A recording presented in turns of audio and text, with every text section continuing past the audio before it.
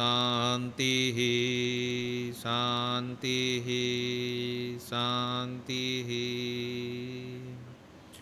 ओम शांति ही शांति ही शांति ही।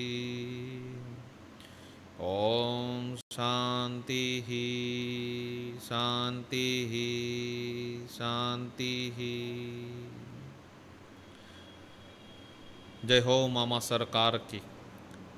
देव के देव महादेव हर हर महादेव। ओम नमो नारायण। मित्रों और भावी भक्तों, आगे का वीडियो के बाद मेरा जो दूसरा अभी वीडियो आ रहा है सनातन धर्म के और वैदिक धर्म के आधार पे, जितने भी बातें हैं ये दोनों के आधार पे ही मैं आपको करूँगा।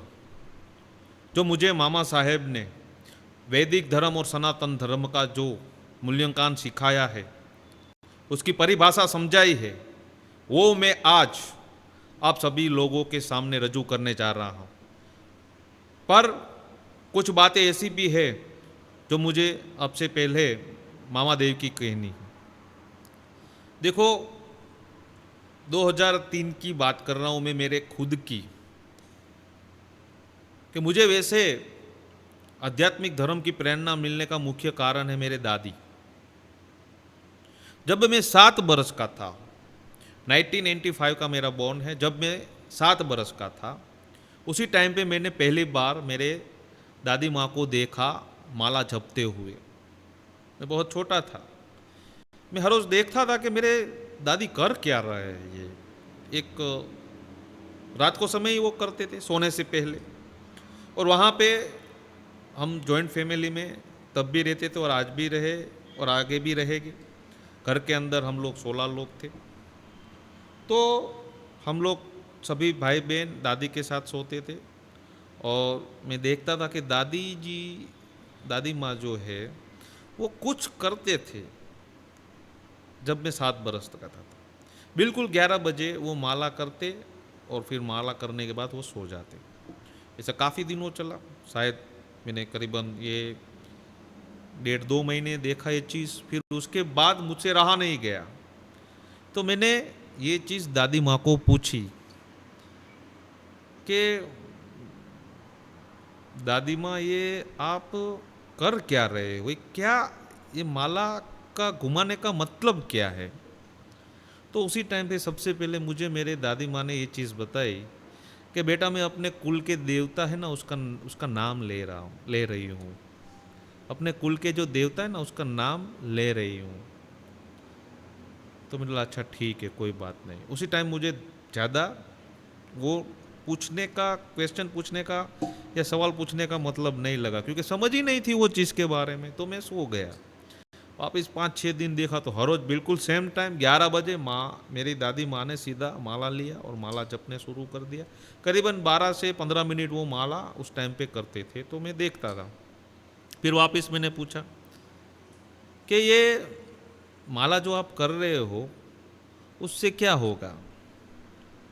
तो उन्होंने मुझे ये चीज़ बताई कि बेटा, माला करने से क्या होगा क्या नहीं होगा, उससे ज़्यादा ये हमारे कुल के देवता है, बस उसका नाम लेना ये हमारा परमो धर्म है, ये हमारी जिम्मेदारी है, ये हमारी जवाबदारी है, इससे अपने को संतुष्ट मिलेगा। तो ये चीज़ को मैंने जब उस टाइम पे सुना तो मुझे भी ऐसा लगा कि मुझे भी ये माला करनी चाहिए। उस टाइम पे मैं बिल्कुल 7 बरस का था, मुझे आज भी वो दिन याद है। तो मैंने माँ से पूछा कि दादी माँ ये मैं कर सकता हूँ। तो उन्होंने बोला हाँ बेटा तू कर सकता है, पर ऐसा होता है बेटा कि ये जो माला है ना ये मैं ही कर सकती हूँ। अगर तेरे को ये माला चाहिए तो तेरे पापा से मैं बोलती हूँ, तेरे पापा ला के तेरे को देगी। बट उस टाइम पे मैंने वो चीज़ को बहुत हल्का ले लिया था और ज़्यादा उस बात को मैंने ध्यान पे नहीं दिया। फिर काफ़ी दिनों के बाद मुझे ये मेरे दादी माँ जो है वो मुझे उस टाइम पे एसटी बस चल रही थी हमारे गुजरात के अंदर, तो उसमें बैठ के मुझे वो अपने कुल के देवता के वहाँ पे दर्शन करने के लिए लेके गए। तो उस टाइम पे मुझे पता नहीं था बट मैंने वो चीज़ एक देखी कि मेरे दादी जो थे, मेरे कुल के देवता का जो स्थान थे, वहाँ से करीबन 80 से 90 मीटर, 80 से 90 मीटर दूर से अपने जूते चप्पल निकाल दिए और घूंघट निकाल के यहाँ तक ले लिया।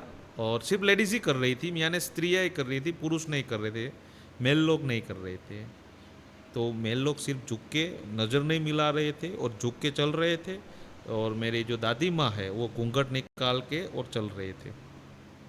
वो जो मामा देव का जो स्थान है वहाँ तक वो नहीं जा सकती थी अंदर, उसके जो स्टेप्स है वहाँ से वो रुक जाती थी औरतें, और जो जेंट्स लोग थे, पुरुष लोग थे, आदमी लोग थे, वो लोग अंदर जाके और वहाँ पे एक प्रतिक्रिया कर रहे थे, पूजा कर रहे थे। वो चीज़ मैं देख रहा था उस टाइम पे, तब मैं 7.5 बरस का होगा शायद।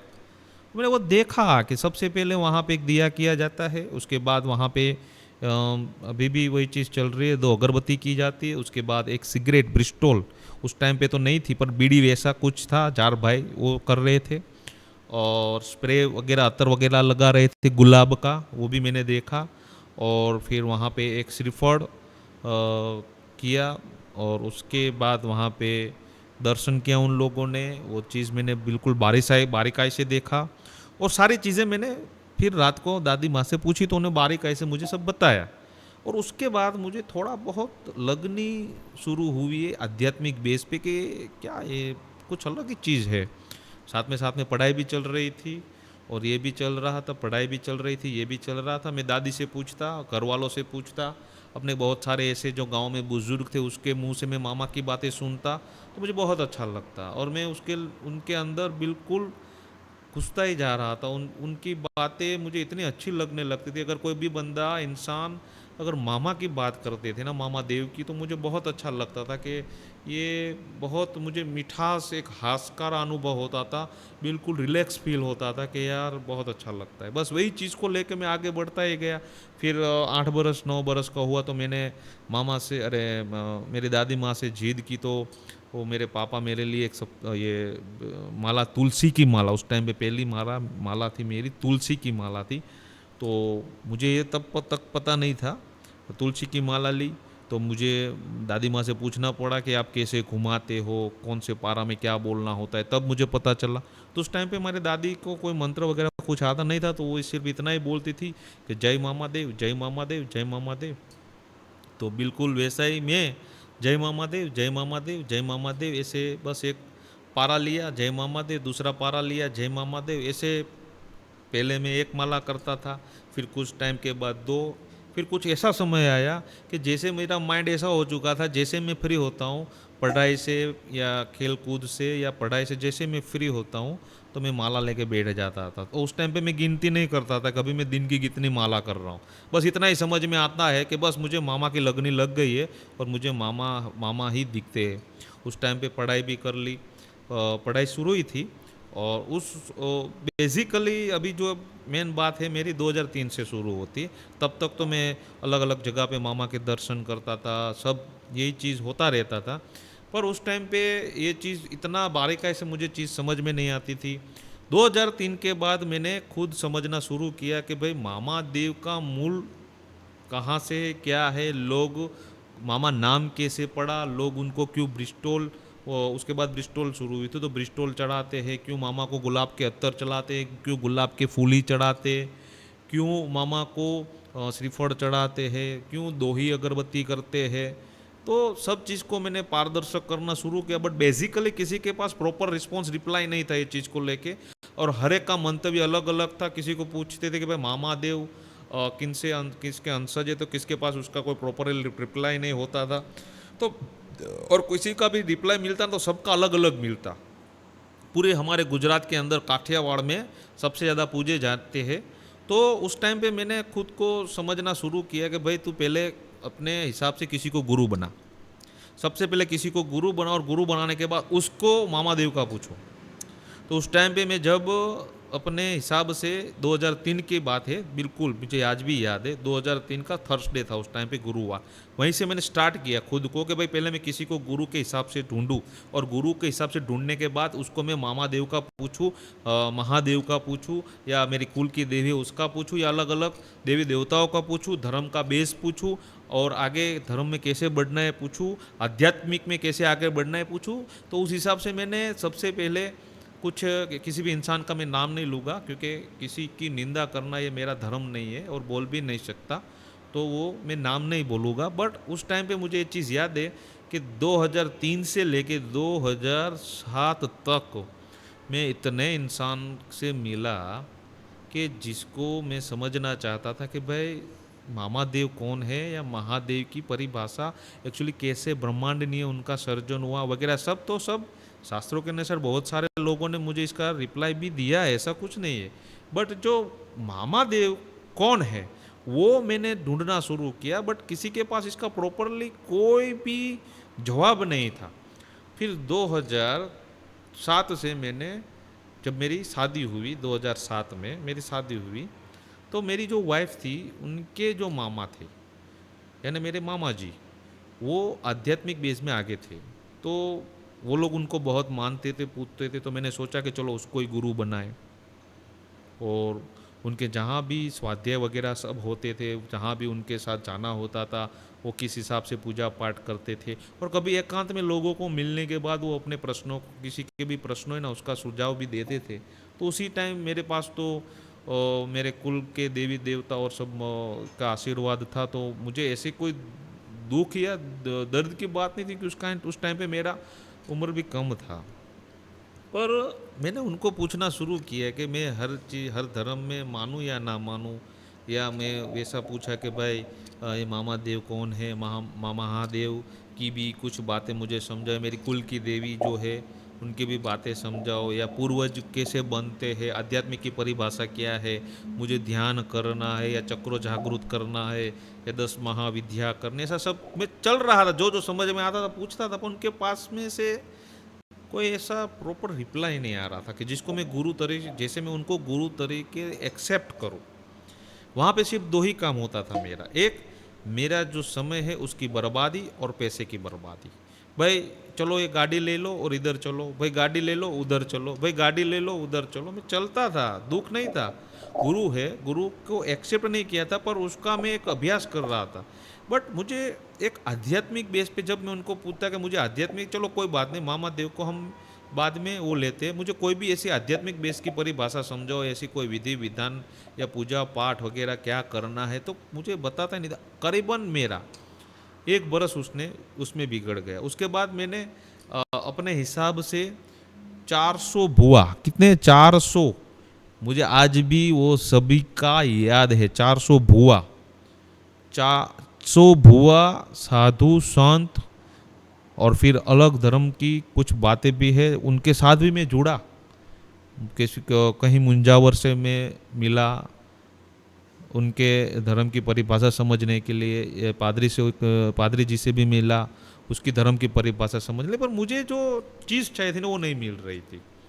तो 2007 से लेके 2010 तक मैंने शायद 500 से भी ज़्यादा लोगों को मैं मिला सही में, सिर्फ यही चीज़ के लिए कि उनको मैं गुरु बना के मुझे आध्यात्मिक में आगे बढ़ना है।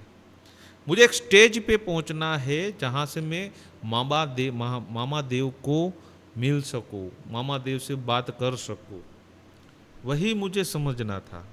बट किसी के पास पे कोई रिस्पॉन्स, रिप्लाई नहीं था। किसी को अगर मैं सही में महादेव की इतनी मुझे लगनी है, पहले भी थी और आज थी, उसका भी मैं पूछता तो उनका भी मुझे प्रॉपर रिस्पॉन्स, रिप्लाई नहीं मिलता था।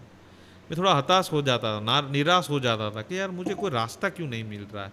और सब लोग शायद मेरा यूज़ ही कर रहे हैं, मुझे ऐसी चीज़ ही समझ में आती थी कि बस भाई गाड़ी लेके निकलते हैं, चलो ये करते हैं वो करते हैं, वहाँ पे जाना है वहाँ पे करना है, ना तो समय का वेस्ट होता था और अपना पैसों का भी वेस्ट होता था, और कुछ आध्यात्मिक परिभाषा में आगे बढ़ने का कुछ महत्व नहीं मिल रहा था, मुझे कोई रास्ता भी ऐसा नहीं मिल रहा था। उसी टाइम पे मैंने एक डिसीजन ले लिया, चाहे कुछ भी हो जाए, अभी मुझे किसी को भी गुरु नहीं बनाने का है। 2011 की बात है, बिल्कुल 2011 की बात है ये जो मैं बोल रहा हूँ ना अभी, कि ना तो मुझे किसी को गुरु बनाना है, बस मुझे अपने आत्मा के बेस पे आगे बढ़ना है, बिल्कुल आत्मा के बेस पे आगे बढ़ना है, इसके अलावा कुछ नहीं करना है बस। अभी इंसान से ऊपर मेरा भरोसा उठ गया था, क्योंकि वहाँ पे सिर्फ अपना टाइम वेस्ट करना, मनी वेस्ट करना और उसके अलावा कुछ नहीं है। तो फिर मैंने अपने खुद के आत्मा को गुरु के बेस पे लिया, जो मेरा अंतर आत्मा बोलेगा उस हिसाब से मुझे चलना है। तो सबसे पहले मैंने स्टार्ट किया पूरा अपना जीवन काल आध्यात्मिक प्रॉपरली वे में, खुद को एक्सेप्ट कर लिया मैंने आत्मा का अनुभव करना है बस।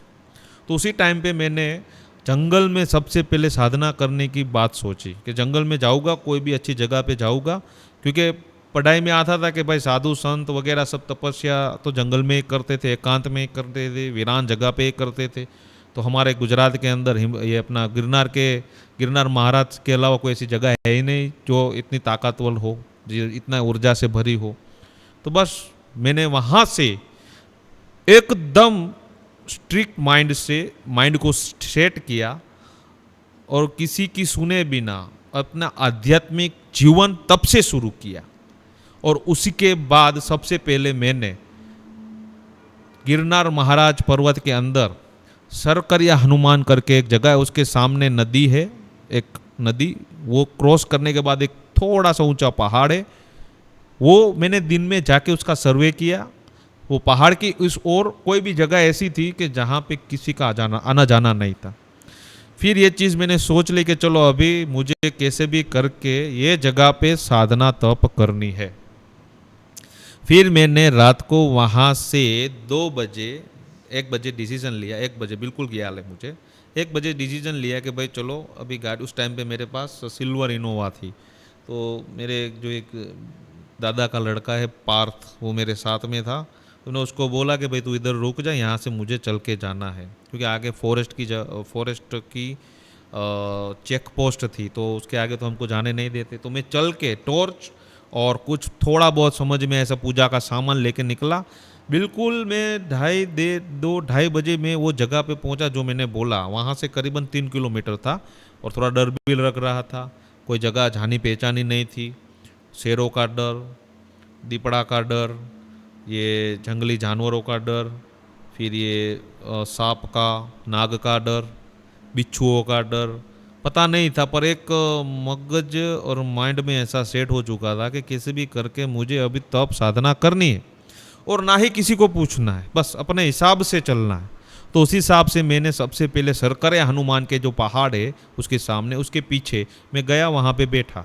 बैठने के बाद थोड़ा डर लगा, क्योंकि आवाज़ भी ऐसी आ रही थी, कोई जगह से शेरों से आवाज़, थोड़ी देर के बाद दीपड़े की आवाज़ आ रही थी, कुछ ऐसे हवा की आवाज़ आ रही थी, थोड़ा डर भी लग रहा था, कोई था नहीं, मैं अकेला था। भूत प्रेत का भी डर लगता था, क्योंकि कोई अभ्यास ही नहीं था, बातें भी ऐसी लोगों से सुनी थी।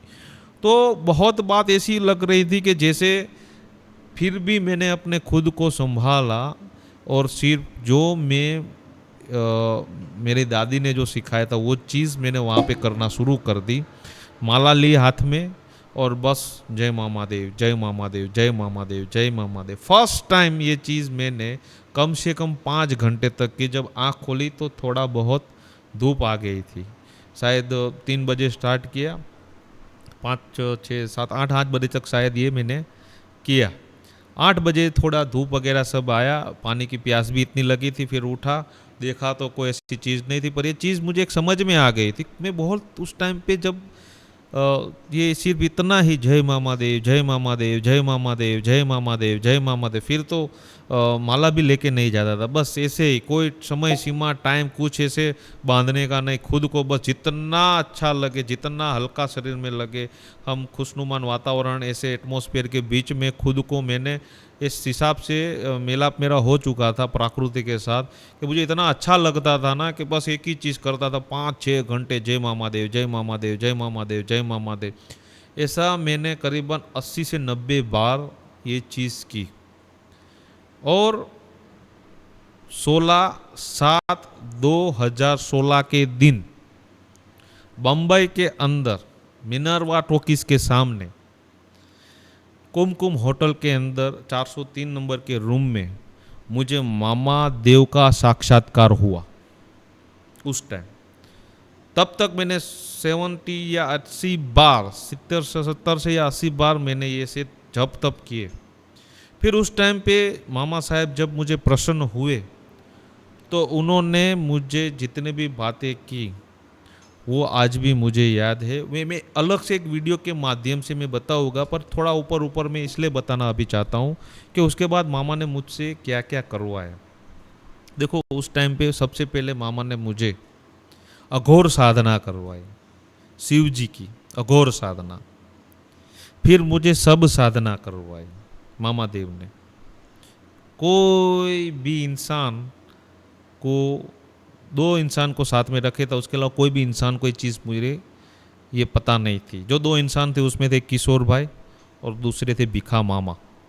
ये दोनों को ये चीज़ पता था साक्षात्कार होने के बाद। उसके बाद मैंने अघोर साधना की, फिर सब साधना की, फिर मामा ने साथ में रह के मुझे 10 महाविद्याएँ करवाई।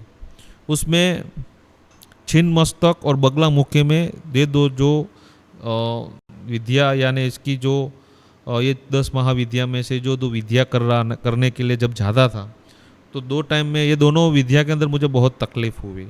जैसे कुछ बात ऐसी भी बन गई थी कि अपनी ओवरलोड एनर्जी की वजह से ये कान में से, नाक में से खून निकलना शुरू हो जाना, पेशाब, तो मामा रोक देते थे मुझे करीबन 10 दिन का, अभी कोई साधना तब पूजा पाठ कुछ नहीं करना, बस नॉर्मल लाइफ जियो।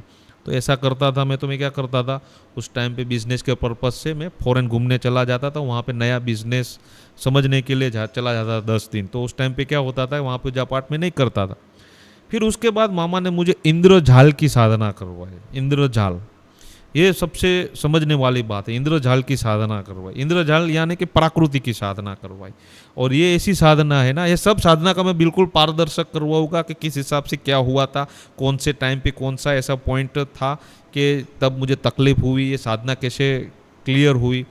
ऐसे मुझे चंड भैरव की साधना की करवाई, फिर स्मशान जागृत की साधना करवाई मुझसे। और सबसे महत्वपूर्ण जो 2 साधना थी उसके बाद कि मुझे मामा ने जब सभी साधना करवाई उसके बाद मुझे उन्होंने भेजा एक जगह पे कि भगत अब तेरे को ये चीज़ समझना है कि तेरी साधना का, तुझे साधना तूने जी की, जो तप किया उसकी एनर्जी का कहाँ तक महत्व है। तो ये चीज़ मुझे भी समझना बहुत ज़रूरी थी। देखो मामा देव बहुत प्रैक्टिकल है, वो अंधश्रद्धा में विश्वास नहीं करते। मामा देव वो दोहरे धागे में विश्वास नहीं करते हैं, कभी भी ये मत करो, दोहरे धागे में वो विश्वास नहीं करते। वो ऐसी कोई चीज़ या बेस के ऊपर नहीं चलते कि बोला मुझे कोई चीज़ के साथ मत जोड़ो, कोई भी पदार्थ के साथ मत जोड़ो, मुझे आध्यात्मिक आंख बंद करके एनर्जी के साथ जोड़ो, में अपने खुद के अंतर्भाव से मुझे जोड़ो।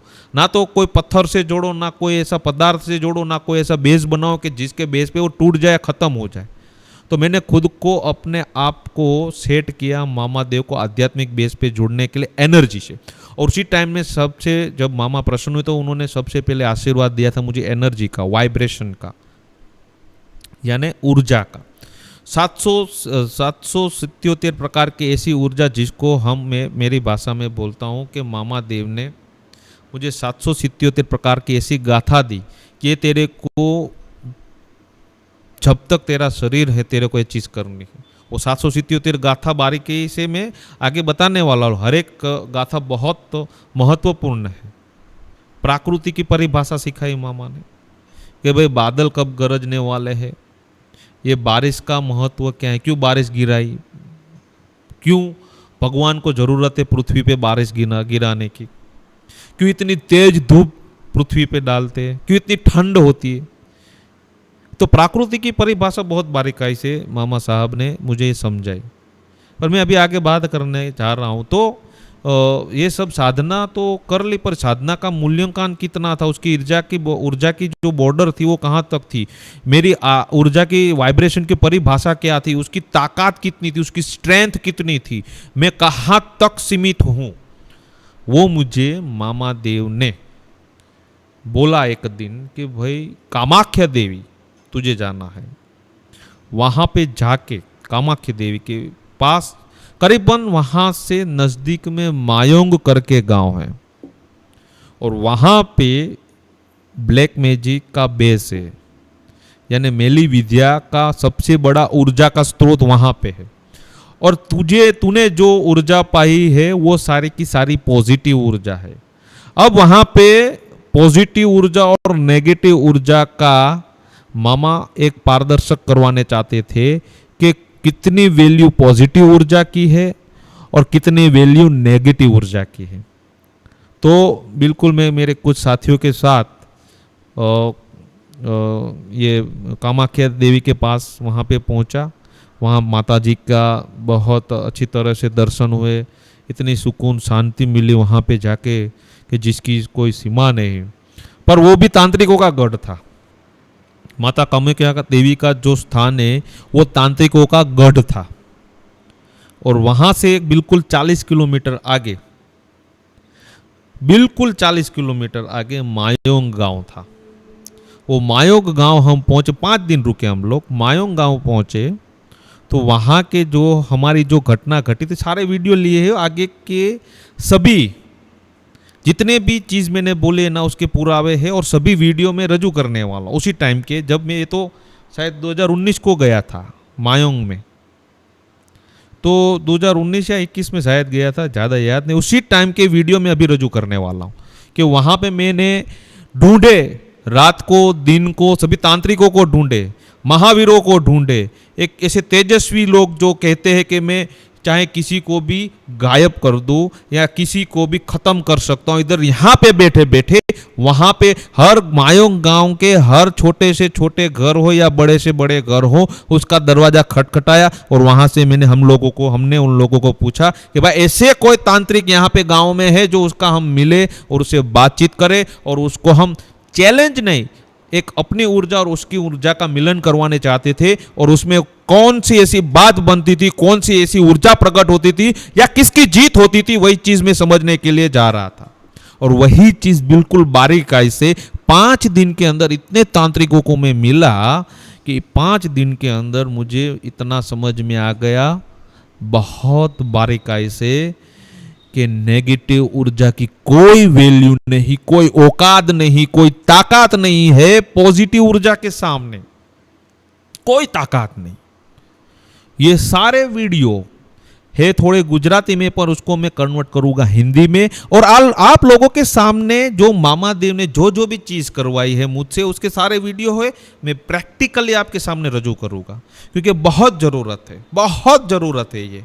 आप लोगों को ये चीज समझना बहुत जरूरी है। और दुनिया में किसी तांत्रिक से मत डरो, किसी के बाप की ताकत नहीं है। अगर आप अपने गुरु के साथ जुड़े हो या अपने देवी देवताओं के साथ बिल्कुल तहे दिल से, अंतर्भाव से और आत्मा अनुभव से जुड़े हो, तो किसी के बाप की ताकत नहीं आपका बाल बांका कर सके। नेगेटिव ऊर्जा की कोई औकात ही नहीं है। हाँ, कर्मों की परिभाषा जरूरत है, कर्मों की परिभाषा और नेगेटिव ऊर्जा को कभी के साथ में मत जोड़ो। अगर कर्म का दुख है ना तो नेगेटिव ऊर्जा उसमें जुड़ती नहीं है, कर्म का दुख है ना तो आपको भुगतना ही है। और उसमें यह भी मैं बताऊंगा कि ऐसा क्या करोगे तो कर्म भी आपका भस्मीभूत हो सकता है, कैसे हो सकता है मैं जरूर बताऊंगा, बट उसके लिए हर एक वीडियो देखना जरूरी है। कुछ बातें ऐसी है कि कुछ समझाने के लिए कुछ एक्सपेरिमेंट भी जरूरी है। देखो, मैं पढ़ा लिखा इंसान हूँ, आज भी जगत गुरु बनने के बाद भी मैं बहुत सारी कंपनियां संभालता हूँ, लोगों की सेवा करता हूँ और सनातन वैदिक धर्म को मुझे आज भी मूल लोगों के पास पहुंचाना है। ना तो किसी धर्म की मजहब की निंदा नहीं करनी है, किसी धर्म की मजहब की निंदा नहीं करनी है, सब धर्म को साथ में लेके चलना है। और अपना धर्म जो है सनातन वैदिक धर्म इतना ताकतवर है, इतना ऊर्जा से भरा हुआ है कि किसी धर्म की निंदा करने की हमको जरूरत ही नहीं है। क्यों जरूरत है? क्यों हमको किसी धर्म की निंदा करने की जरूरत है, जबकि हमारे धर्म के अंदर इतने पौराणिक है, इतने शास्त्रों है, इतने वेद पढ़े हैं, आप समझिए, इतने पुराने हैं, उपनिषद है, मंत्रों है। किसी के धर्म में झांकने की जरूरत है? अरे कोई भी कुछ बोलता है तो सनातन धर्म की ये परिभाषा है, याद रखिए कि सनातन धर्म को आगे बढ़ाने का काम हमको करना है। चाहे कोई कुछ भी बोले तो उसके और ध्यान नहीं देना है, चाहे कुछ भी बोले। हमको सनातन धर्म को हर एक छोटे से छोटे जो अभी जन्मा है और समझने में आए, जब वो समझने लगे तभी से उसका बीज बोना शुरू करना है। यही धर्म की परिभाषा है। कोई भी धर्म मजहब चाहे कुछ भी बोलते हैं, उसको उसके अगेंस्ट में हमको जाने की जरूरत नहीं है, क्योंकि उसके लिए हमारे भारत के अंदर संविधान बना हुआ है। उसके बेस पे चलेंगे, कायदा के बेस पे चलेंगे, कानून के बेस पे चलेंगे। लोग क्या करते हैं, रील और यूट्यूब के या फेसबुक या इंस्टाग्राम के माध्यम से उसको रिप्लाई देते ना, ऐसे कोई इफेक्ट नहीं होता है। क्या इफेक्ट होता है? मैंने हजारों ऐसी रील्स वीडियोस देखी कि जिसका कोई महत्व नहीं, आप बोलते बहुत अच्छा और सही है, बट इसका इफेक्ट नहीं है। इसका इफेक्ट लेने के लिए हमको सबसे पहले सभी ज्ञाति जातिवाद से बाहर निकलना है, सभी सरनेम जितने भी अपनी है उससे बाहर निकलना है, सबको एकत्रित होना है, संगठन होना है, एक साथ बैठ के बातचीत करके, और इसका हमको बिल्कुल अच्छी तरह से न्याय की परिभाषा से संविधान कायदे को ध्यान में रखते हुए, और सबसे महत्वपूर्ण अपने शास्त्रों के बेस पे इसका समाधान करना है। ना तो झगड़ा करना है, ना तो हिंसा करनी है, ना तो शस्त्र उठाना है। हमारा संविधान जो पूजनीय भीमराव बाबा साहेब आम्बेडकर ने जो बनाया है, हमारा संविधान में इतनी ताकत है कि हमको किसी के सामने झुकने की जरूरत ही नहीं है। इतना हमारे सनातन धर्म में ऊर्जा जो ब्रह्मांडीय शक्तियों से जुड़ा हुआ है। अभी ये चीज आपको पता ही नहीं है। हम क्या करते, सिर्फ शास्त्र पढ़ते, शास्त्रों को समझते, पर हम उसका उपयोग नहीं करते, उसका अमल नहीं करते, अपने ब्लड के साथ उसको जोड़ते नहीं है। जब तक ये नहीं करोगे तब तक इसका महत्व आपको कभी भी समझ में नहीं आएगा। किसी भी मेहनत कितनी भी कर लो, या किसी से कुछ भी समझ लो, या कितनी कथाएं समझ लो, या कितने भी यूट्यूब समझ लो, या कोई भी ऐसी बात कर लो जो प्रैक्टिकल आपके हिसाब से, पर आप जब तक इसको ब्लड के साथ नहीं जोड़ोगे, आप अंतर्भाव से नहीं जोड़ोगे, इसके अंतर्भाव से नहीं समझोगे, तब तक आप ये चीज नहीं समझ पाओगे। और ये बहुत जरूरी है। हर सनातन वैदिक धर्म के इंसान है, इनको ये जानना बहुत जरूरी है। और जब तक ये समझोगे नहीं, तब तक आप कोई भी चीज को समझने के लायक है ही नहीं। अब ये समझना जरूरी है। और मैं फिर से बोलता हूँ, किसी भी धर्म की निंदा मत करो, किसी भी मजहब की निंदा मत करो।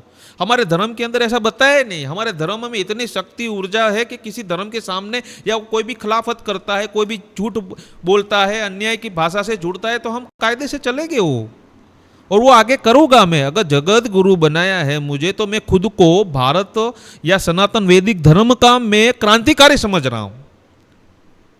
इसके लिए मुझे सबको नहीं कर चलो भाई बाहर निकलो, शस्त्र उठाओ और टूट पड़ो, नहीं। इसका एक प्रॉपरली बेस बनाएंगे हम लोग सब साथ में मिलके, सरकार के साथ मिलके इसका एक बेस बनाएंगे। और एक सनातन धर्म जो वैदिक धर्म, उसकी परिभाषा हर छोटे से छोटे बच्चे को भी ये चीज समझ में आए, ऐसा करना है। और वो भी चीज मुझे मामा देव ने वो पैटर्न दे दी कि अगले 10 बरस तक मुझे सनातन धर्म के लिए क्या करना है। किसी की भी नहीं सुननी, मुझे किसी की भी नहीं सुननी, मुझे सिर्फ महादेव और मामा देव की सुननी है। और उन्होंने मुझे एक पैटर्न दी है कि भाई ये पैटर्न के बाहर तुमको नहीं निकलना है। तो 100% सनातन धर्म हर एक घर में होगा। आज जो नास्तिक बन चुके हैं ना, वो भी सनातन धर्म को मानेंगे। तो वही पैटर्न के ऊपर काम करना है, वही चीज के ऊपर काम करना है, और सबको साथ में लेके भी करना है। पर मुझे ये चीज लोगों को जब पैटर्न समझाऊंगा और जब मेरा साथ सब लोग देंगे, तो ये चीज बहुत खूबसूरत रूप से अपने भारत देश या भारत देश के जो नागरिकत्व है, जो सनातन वैदिक धर्म से जुड़े हुए जो विदेशी लोग हैं, वो भी ये चीज को मानेंगे। मैं वापिस बोल रहा हूं, हमको सनातन वैदिक धर्म से चलना है, उससे जुड़ना है। किसी भी धर्म की या उसके ग्रंथों की निंदा नहीं करनी है, और खुद को हमेशा सनातन धर्म के कार्य हेतु से मौजूद रखना है। ना तो दिन देखनी है, ना तो रात देखना है, ना कोई चौघड़िया देखना है, ना कोई वार देखना है, ना कोई महीना देखना है। बस 24 घंटे इसके लिए लगे रहना है। तो जगत गुरु अगर मुझे सनातन वैदिक धर्म का बनाया गया है तो मैं ये जगत गुरु का हक और इसका रोल जरूर से अदा करूँगा। फिर से बोलना है, समझना है, मैं किसी की निंदा नहीं करना चाहता और नहीं करूँगा। मुझे मामा देव ने मना किया है कि किसी की भी निंदा ना करके या किसी भी धर्म मजहब को नीचा दिखा के अपने सनातन धर्म को आगे बढ़ाने की बात करेगा तो भगत तू भी लोगों की तरह मिक्स हो जाएगा। तुझे सिर्फ ध्यान रखना है सनातन वैदिक धर्म के ऊपर। अभी के जो बच्चे हैं उसको आप पूछोगे, अभी के जो बच्चे उसको आप अगर पूछोगे कि तू 10 से 11 मंत्र सिर्फ बोल, सिर्फ मैं यही बोल रहा हूँ 7 बरस के बच्चे को, मेरी भी 7 बरस से ही शुरू हुई थी आध्यात्मिक लाइफ, समझना भावना तो जुड़ी थी, पर मुझे 2011 में इसकी परिभाषा प्रॉपरली समझ में आई। तो इतने जो मेरे साल बिगड़े हैं, मैं नहीं चाहता कि अभी सनातन वैदिक धर्म से जुड़े किसी भी जीवात्मा के साथ ऐसा हो, उसका ये धर्म की परिभाषा का समय वेस्ट हो। तो मैं वही कहना चाहता हूँ कि अभी अपने छोटे जो 7 बरस के बच्चे उसको पूछो कि भाई तुझे मोबाइल के अंदर यूट्यूब में कौन सा कार्टून देखना है तो उसको आता है, कौन सी गेम की एप्लीकेशन डाउनलोड करने, कौन सी गेम का नाम क्या है तो 10 बताएंगे। बट उसको पूछोगे कि भाई तुझे 11 मंत्र सनातन वैदिक धर्म के कोई भी 11 मंत्र आते तो नहीं आते। क्यों? क्योंकि उसके मम्मी पापा जो है उसके लिए वो मेन जिम्मेदार है। जहां तक मोबाइल की जरूरत पढ़ाई तक है तो करिए, आप उसका यूज कीजिए, पर उसके बाद इसका उपयोग कहां कहां होता है वो भी ध्यान रखिए। आज इतना गंभीर और खराब माहौल हो चुका है कि जिसकी कोई सीमा ही नहीं। आज माँ बाप फ्री रहे, माँ बाप बिजी ना रहे बच्चों के अंदर या बच्चों की जवाबदारी में, इसलिए उसको मोबाइल दे देते। माँ टीवी देखती है, बाप काम पे चला जाता है और बच्चा मोबाइल में जुड़ जाता है। देखो अभी एक ही बात समझ लीजिए, आप जो भी मेरा वीडियो देख रहे हैं, अपना जो अगर सनातन वैदिक धर्म अगर आगे बढ़ाना है तो सबसे पहले बच्चे को मोबाइल से दूर कीजिए। जब तक आप मोबाइल हाथ में दोगे, अपना सनातन वैदिक धर्म का भविष्य खत्म दिख रहा है और ये खत्म तो होने नहीं दूंगा। आप automatically in the future after some time ये चीज को खत्म करोगे कि अपना बच्चा इतने साल का होगा उसके बाद ही हम मोबाइल देंगे। याद रखना, वो पैटर्न में आ गए हैं मामा के, और मैं करूंगा। फिलहाल अभी वो चीज़ एडवांस में नहीं बताई जाती, बट ये चीज़ 110% होगा कि आप छोटे बच्चे को मोबाइल देने से पहले डरोगे। ये एडवांस में मैं बोल रहा हूँ, बहुत ज़रूरी है। अपने बच्चे को cartoon, game, YouTube, Instagram reel या फेसबुक की रील या कोई भी अदर सोशल एक्टिविटी की जो रील है या एप्लीकेशन है उससे उसको दूर रखो। सिर्फ पढ़ाई का बेस के ऊपर उसको ध्यान दो। बच्चे को 2 चीज़ ही सिखाने, एक तो अपने संस्कार सिखाने हैं और दूसरा कि जीवन काल के अंदर कौन सी चीज़ की उनको ज़रूरत पड़ेगी वो सिखाना है। अभी के बच्चों के अभी आप मोबाइल दे दोगे आप फ्री रहने के लिए, माँ बाप ऐसा ही करते हैं कि बच्चे को खुद को बिजी ना रखने के लिए बच्चे को मोबाइल दे देते हो और बच्चा फिर उसमें ओतप्रोत हो जाता है। अब खाने के टाइम में भी वो मोबाइल यूज़ करता है, सोने के टाइम में भी मोबाइल यूज़ करता है, कहीं बाहर आते जाते हो तो रास्ते में भी मोबाइल यूज़ करता है।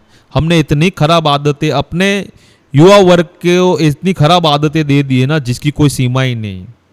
बच्चे को पढ़ाई में ध्यान नहीं है, सिर्फ मोबाइल में ध्यान है। बच्चे को कोई अदर एक्टिविटी में ध्यान नहीं है, सिर्फ मोबाइल में ध्यान है। बच्चे को कोई स्पोर्ट्स एक्टिविटी में ध्यान नहीं है, सिर्फ मोबाइल में ध्यान है। बच्चे को किसी को आदर सत्कार भाव देने की भी परिभाषा भी समझ में नहीं है, सिर्फ मोबाइल में ध्यान है। तो इसका मूल रूप है पूरे घर के अंदर रहने वाला सबसे बड़ा मुखिया। अगर वो मुखिया आज नहीं बोलेगा तो कल उसको ये वृद्धाश्रम में जाना फिक्स है। आज नहीं बोलेगा तो कल उसको वृद्धाश्रम में जाना फिक्स है, फिक्स और फिक्स ही है। ये लिख लो आप। आज अगर हल्का चाटा नहीं मारा ना तो कल उससे डबल दुगना चाटा आपको वो मारने वाला है। मामा साहेब ने एक बहुत परिभाषा अच्छी तरह से बताई है मुझे जीवन काल के अंदर। ये भगत हर एक इंसान को जीवन में आर्थिक, शारीरिक, मानसिक, सामाजिक, ये चारों जो ऊर्जा है उसके साथ हर समय हर वक्त जुड़ी रहती है, और वही चीज के परिभ्रमण में वो इंसान घूमता रहता है। पर इसका मूल आधार वो चीज को पता ही नहीं कि आत्मा के बेस पे है धर्म, जो कर्मों का आधार है, जो कर्म प्रारब्ध अपने संचित रूप में इस भव में आते हैं। वही चीज मैं आगे की बहुत सारे ऐसे कर्मों की परिभाषा बिल्कुल शॉर्टकट में बताऊंगा कि इंसान को ये चीज समझ में आ जाएगी कि क्रियामन कर्म कैसे होते हैं, पुराने पूर्वे भव को संचित कर्म में इस भव में कैसे आते हैं, और उसका प्रारब्ध कैसे होता है। जब कोई संचित प्रारब्ध बनता है तो वो संचित जो प्रारब्ध बनता है तो कैसे इस भव में हम क्रियामन को संचित में लेके वो प्रारब्ध को खत्म करें। मामा साहब ने वो चीज भी सिखाई है कि हमको कोई अगर दुख पड़ता है तो हम नसीब पे डाल के उसको खत्म करने का हम हथियार नीचे डाल देते कि भाई वो अपने नसीब पे है। ऐसा नहीं होता है, इसके भी रास्ते दिखाए हैं। देखो, किसी के कर्म खत्म नहीं होते, किसी के भी कर्म खत्म नहीं होते, उसको भुगतना ही है। पर अच्छे धर्म के गुरु के साथ जुड़ोगे तो सनातन धर्म, वैदिक धर्म के साथ गुरु के साथ जुड़ोगे तो वो जो आपके संचित कर्म है, जो प्रारब्ध रूप में पकने वाले हैं, वो एडवांस में आपको ऐसे क्रियामन कर्म करवा देंगे कि इसी भव में उसका जो दुख है वो आपको ज्यादा एहसास नहीं करने देंगे, बिल्कुल एहसास नहीं कर देंगे। वो सनातन वैदिक धर्म इतनी ताकत है, और अच्छी तरह से आत्मा के अनुभव से किसी भी गुरु के साथ जुड़ के आप इसको भस्मीभूत करने की भी क्षमता रखते हो, पर उसके लिए जब तब साधना करनी पड़ती है, और सांसारिक जीवन में शक्य नहीं है। अगर सांसारिक जीवन में ये चीज करना है तो आपको मेरे जैसा जीवन जीना पड़ेगा। मैं बताऊंगा कि आज भी मैं जगत गुरु बनने के बाद क्या क्या करता हूं और किस हिसाब से लोगों की सेवा करता हूं। जो मेरे माँ बाप, मेरे भाई बहन और मेरे बच्चे और मेरी बीवी की जो जवाबदारी मैं निभाता ही हूं, पर संसार में रह के संसार की परिभाषा भी लोगों को सिखाना मेरा परमो धर्म है। यही सनातन वैदिक धर्म का मेन मूल्य है, और सनातन वैदिक धर्म मेरे लिए सबसे मेन है आज के दौर में। और मुझे अगले 10 बरस का जो पैटर्न दिया है उसमें मैं कोई भी जगह पे कॉम्प्रोमाइज नहीं करूंगा। हर एक युवा वर्ग को अपने जीवन काल के अंदर जब 7 बरस का होता है तब से लेके 21 बरस तक का हर बच्चे बच्ची को इतनी चीज जरूर पढ़नी चाहिए। पढ़ाई तो जरूरी है, पर धर्म के बेस के लिए 4 वेद बहुत जरूरी है, भविष्य पुराण बहुत जरूरी है, गरुड़ पुराण बहुत जरूरी है, भागवत गीता बहुत जरूरी है, शिव महापुराण बहुत जरूरी है। इतने ग्रंथ और पुराने पढ़ना बहुत जरूरी है। जब तक ये आप नहीं पढ़ोगे, आप सनातन वैदिक धर्म की परिभाषा नहीं समझोगे, और आप खुद को धीरे धीरे नास्तिक बनते जाओगे, क्योंकि यही कलयुग का रूप है। आप अपने माता पिता, भाई बहन या किसी भी पवित्र जीव आत्मा को समझ नहीं पाओगे और पाप के घेरे का काम कर बैठोगे, और ऐसे काम क्रोध मन मोह माया में इससे ओतप्रोत हो जाओगे कि महापाप कर बैठोगे। ईर्षा, स्वार्थ, लोभ को आगे ले साथ में जुड़ के उसके साथ जुड़ के आगे बढ़ते रहोगे। यही चीज आपको खत्म कर रही है। सनातन धर्म का जो वैदिक अभ्यास जो है यही है कि इतने ग्रंथ पौराणिक ग्रंथ और ये जो वेदों के आधार है ये पढ़ने बहुत जरूरी है। जब तक हम 21 बरस के हो जाए, 7 बरस से लेके 21 बरस तक ये चीज करनी है, पढ़ाई के साथ भी। और यही चीज मैं अपने सरकार के माननीय श्री नरेंद्र मोदी साहब को कहना चाहता हूं कि मेरे पास जो पैटर्न है वो आप समझिए, और 7 बरस से लेके जो 21 बरस तक ऐसी योजना बनाए जो सनातन वैदिक धर्म से जुड़े हैं। उसको इतने शास्त्रों, ग्रंथों और पुराणों पढ़ाने की जरूरत है जो उसको पढ़ाई के साथ मिक्स ना करके अलग से कोई ऐसी योजना गुरुकुल बनाए और 7 बरस का बच्चा हो जाए तब से लेके 21 बरस तक इतना पढ़ना उसको जरूरी है, जरूरी है, जरूरी है। और ये पढ़ने के बाद उसको ये भारत की सरकार की ओर से कोई ऐसी सहाय योजना दी जाए, इसके लोभ के लिए नहीं, पर ये पढ़ा है इसका उनको इनाम मिलना चाहिए। और इनाम का गुण का मूल तत्व ऐसा भी नहीं होना चाहिए कि लोग उसकी परिभाषा को देख के ध्यान में हुए पढ़ना शुरू करें, हकीकत में सनातन वैदिक धर्म समझना शुरू करें। बस मेरा आज का ये कहना आपको बहुत जरूरी है। अभी आगे मेरी और कम से कम 10,000 वीडियो आने वाली यही चीज को अलग अलग प्रूफ के साथ आपके समक्ष रजू करने के लिए कि मैंने 7 बरस से लेके अभी तक कौन सी ऐसी क्या चीज की, हर चीज की शायद वीडियो है, पर 2007 के बाद की वीडियो है, उससे पहले इंसानों का प्रूफ है मेरे पास।